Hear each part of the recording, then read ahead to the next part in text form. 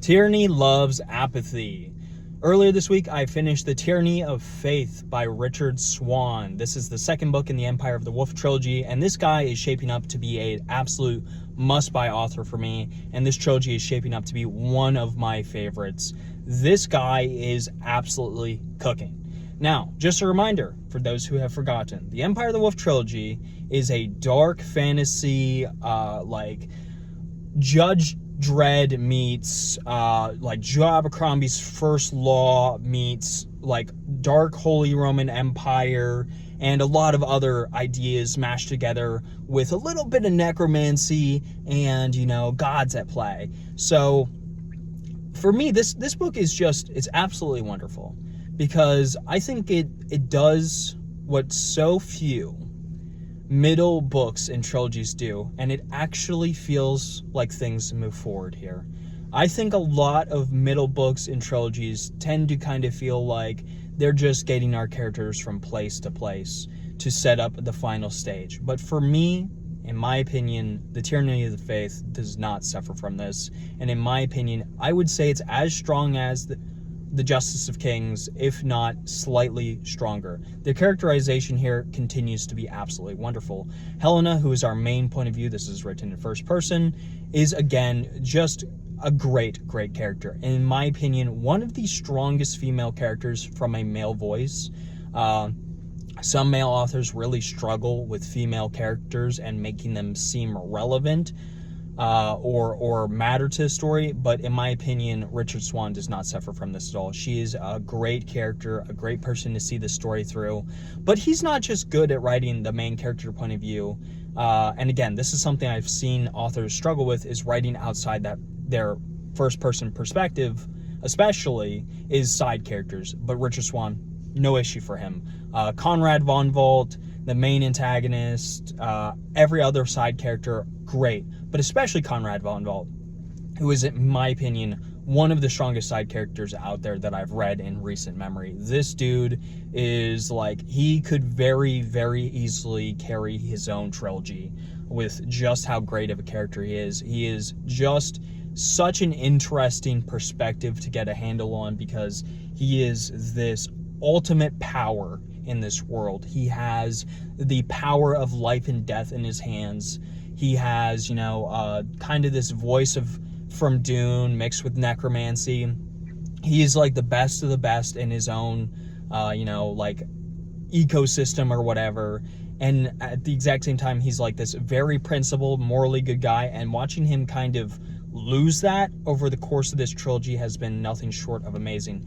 Him going from this very staunchly I need to follow the law, code for code, just lawful good character, to someone who is turning into a by any means necessary character is absolutely wonderful. So the character work is really, really solid. But the character work isn't the only thing worthy of praise here. The world building continues to be absolutely amazing. The Empire of the Wolf is I think one of my favorite dark fantasies I've come across. The world building here is just really, really cool. There is a lot going on here with gods, demons, angels, the whole thing, the whole shebang. If you like fantasy creatures, there is nothing lacking in the Empire of the Wolf when it comes to fantasy creatures. There's wolfmen, there's mermen, there's lesser and greater demons, there's angels, there's gods, and there's probably even other creatures we just haven't come across yet. But Swan packs his world filled with many mythical creatures, but he also writes it in a way that feels very realistic and grounded, and it actually makes sense, which is, for me, something that really matters. Sometimes a fantasy author will put in elves or put in wolfmen or whatever fantasy creature, and it won't seem realistic. It doesn't balance well. But Swan, he balances his characters and the world they live in very, very well, and it makes a lot of sense. The story is also really cool. Just watching Helena and Conrad von Volt attempt to stop the world from falling into a demonic hellscape is absolutely awesome. I think the plot here is incredible, and it's paced very, very well.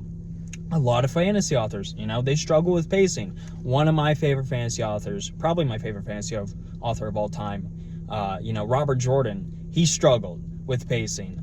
Brandon Sanderson struggles with pacing. It's a common issue with fantasy authors. Sometimes they go overboard. Richard Swan does not have that issue at all. He paces his books perfectly. In fact, they kind of feel like whiplash. Like you're just on the gas the entire time. And personally, I was strapped. I was ready to go. I absolutely love this book, and I could not wait to read more. So honestly, overall, The Tyranny of Faith is just another great entry. I feel like the plot moved forward significantly here. It does not suffer from middle book syndrome at all. I think the characters continued to develop really, really wonderfully. I think the world building's great, the action's great, and what is really surprising is how well Richard Swan balances the elements of horror and dark fantasy alongside the good of humanity and a lot of humor. If you're a fan of somebody like Joe Abercrombie, or, you like Warhammer Fantasy, or you like dark fantasy, and you haven't checked out the Empire of the Wolf trilogy yet, I strongly suggest you do, because I think that this is going to be an absolute home run. This is very, very, very compelling dark fantasy, and it's dark fantasy the way it ought to be written, in my opinion. So I'm going to give it like an 8.8 out of 10. I think it's just slightly better than The Justice of Kings for my personal preferences. But, both books are great, and I cannot wait to wrap up this trilogy.